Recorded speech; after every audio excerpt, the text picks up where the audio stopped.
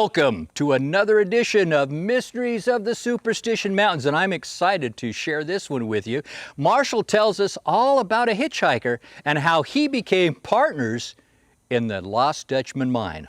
So how did you become interested in Jacob Waltz and the Lost Dutchman Mine? I moved out to Mesa to teach school, and that was when I first became enamored with the Dutchman's Mine. And I thought, like thousands of others, I thought, I am going to find this thing. Somebody's got to find it, and it just might be me. Who knows? And you know, so I went out there looking, thinking one of these days several times, and thinking I would be the one to find it. But I never even went very far in. I just walked up down the trail, hoping it would, I'd see gold lying somewhere. I wanted to do it the easy way. Well, I never quit. I never gave up on that. And then about 7, 8 years later, my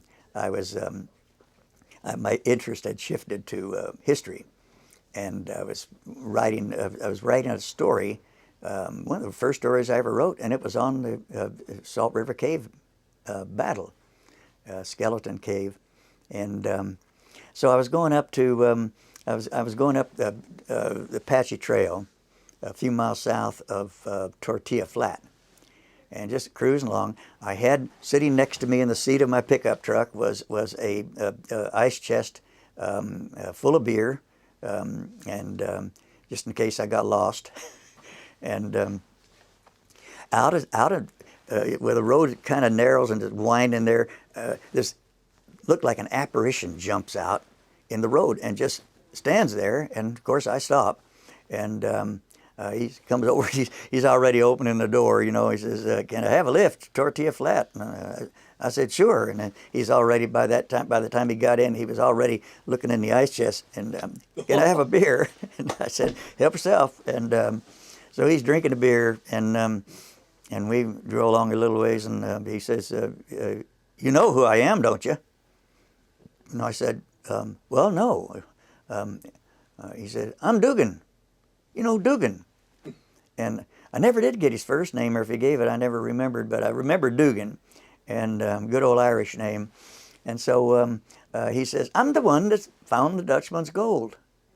And I said, "Oh." And he pulls out his wallet, and he's got a news clipping.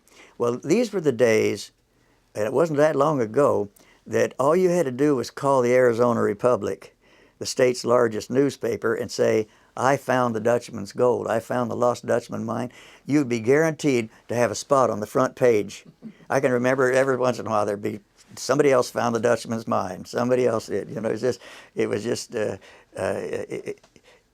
it just always was amusing. I thought that's how you can get some recognition, and so but he was pretty convincing, you know. And he said, "You know, it's back up there," and he said, I can sit up here, and I can look down, and I can watch people boating down on Canyon Lake." I thought, this sounds a whole lot like the story the Dutchman told. And so I figured if he adopted the mine as his, he must adopt the Dutchman stories that people told about him anyway. And so we keep driving. He's keep explaining to me all these things about how rich it is, and finally we get to Tortilla Flat, and he said, "Well, here's where I get off." And he said, "You want to come in?" And I said, "No, I'm going up the road. I was looking for the Skeleton Cave, and thinking I could see it from the river." And so I said, "No, I'm working on a story here." And he said, "Well, thanks for the beer." And he said, "Say, you know, you really rescued me today. I was out there just dying of thirst, and you might have even saved my life." And I said, "Well, you know, that's what people do here in the desert, and we look out for each other." And he said, "Tell you what, I'm going to look out for you. I'm going to give you half of the mine." And I said, "Well, that's mighty good of you." And I was just going along with it, you know, just being agreeable. I wasn't going to tell him he didn't have the mine, and I wasn't going to tell him I didn't want half of it. So I said, "Yeah, okay, we're partners." And he said, "Yep, partners." And he headed on into Tortilla Flat, into the bar there, and I drove on down the highway. And I never forgot it. I never forgot the story because it was, but I never saw Dugan again either.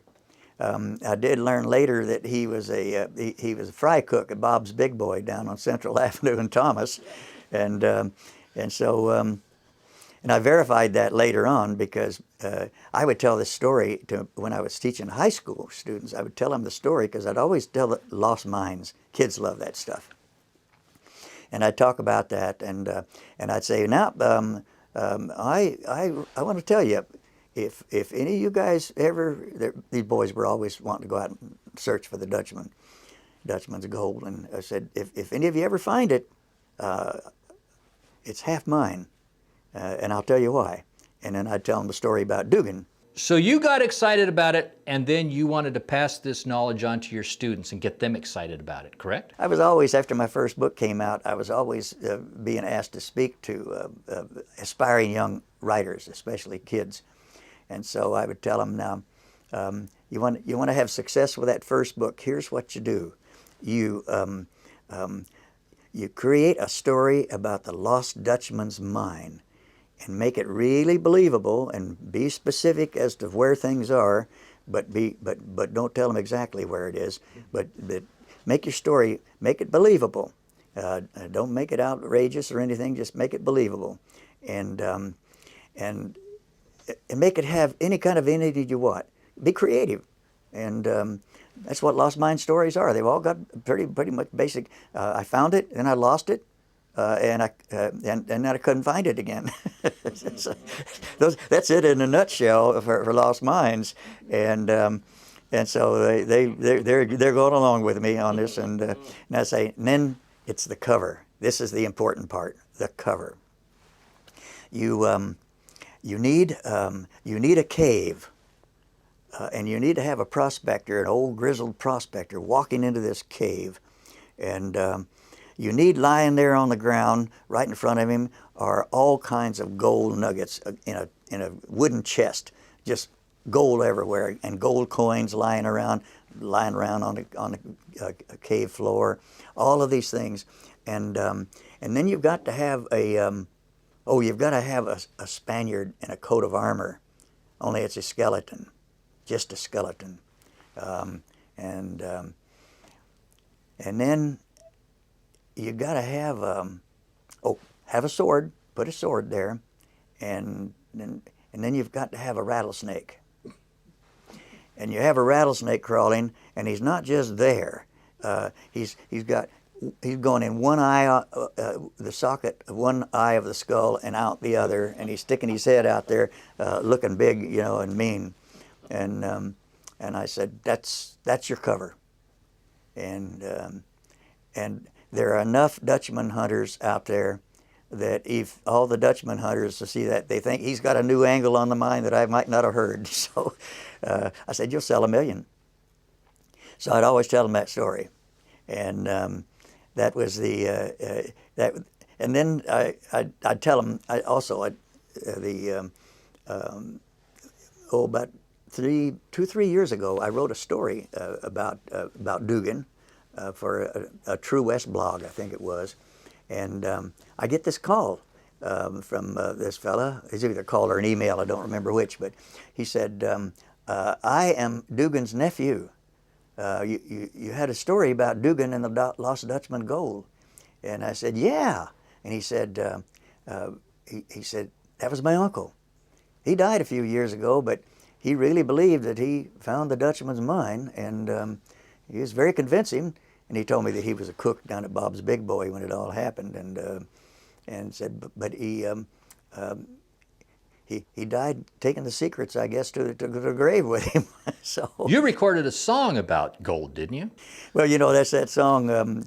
Dean Cook, a good friend of mine, wrote a song that I recorded a few years ago on the Oblivion label, of course, and it was Tall Tales and Legends, and it goes, I never found the gold, never even found a nugget, no outlaw stash nor mystic mother lode, but as time goes by, I realize I'd rather have the stories than the gold. Well, there you have it. And Marshall wanted me to pass on that if you want some extra money, you know who to go to. The guy who is part owner of the Lost Dutchman Mine. Just another mystery of the Superstition Mountains.